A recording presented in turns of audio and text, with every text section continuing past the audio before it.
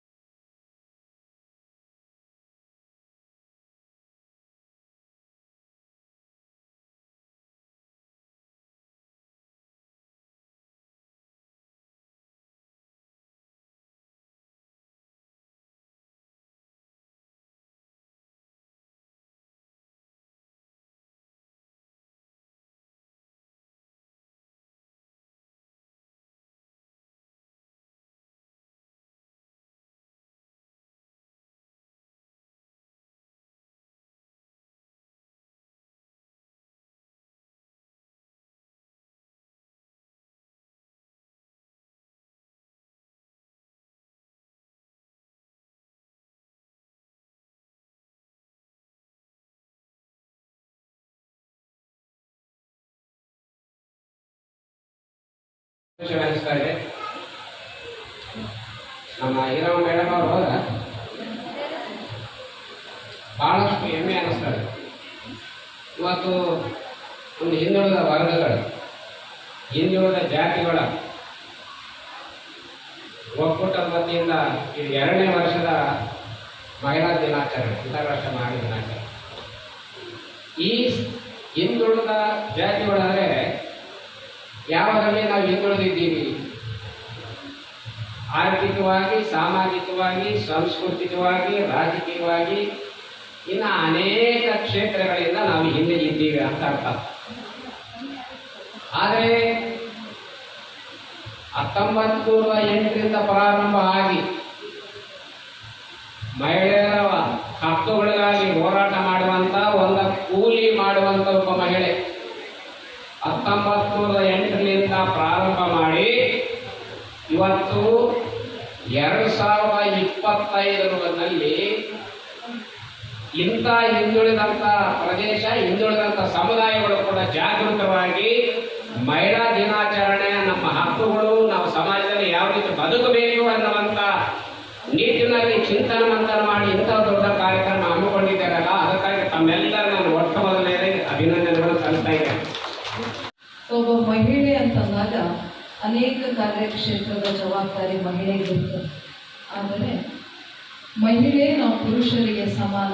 ಮಹಿಳೆ ಎಲ್ಲ ಕ್ಷೇತ್ರದಲ್ಲಿಯೂ ಸಾಧನೆ ಮಾಡಲು ಸಾಧ್ಯ ಅಂತ ಹೇಳಿ ನಾವು ಬರೀ ಕಾರ್ಯಕ್ಷೇತ್ರದ ಸಾಧನೆ, ಕಾರ್ಯಕ್ಷೇತ್ರದಲ್ಲಿ ನಮ್ಮ ಕ್ಷಮತೆ, ವಿದ್ಯಾಭ್ಯಾಸದಲ್ಲಿ ನಮ್ಮ ಒಂದು ಯೋಗ್ಯತೆಯನ್ನು ಹೆಚ್ಚಿಸಿಕೊಳ್ಳುವುದೇ ನಮ್ಮ ಜೀವನದ ಧ್ಯೇಯ ಆಗಬಾರದು.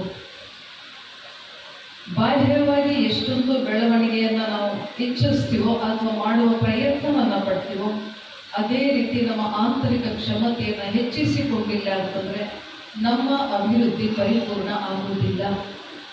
ಏಕೆಂದರೆ ನಾವೆಲ್ಲ ಹ್ಯೂಮನ್ ಡೂಯಿಂಗ್ ಅಲ್ಲ, ಹ್ಯೂಮನ್ ಬೀಯಿಂಗ್. ಹ್ಯೂಮನ್ ಡೂಯಿಂಗ್ ಅಂದರೆ ಕಾರ್ಯ, ಬೀಯಿಂಗ್ ಅಂದರೆ ಬದುಕು, ಇರುವಿಕೆ.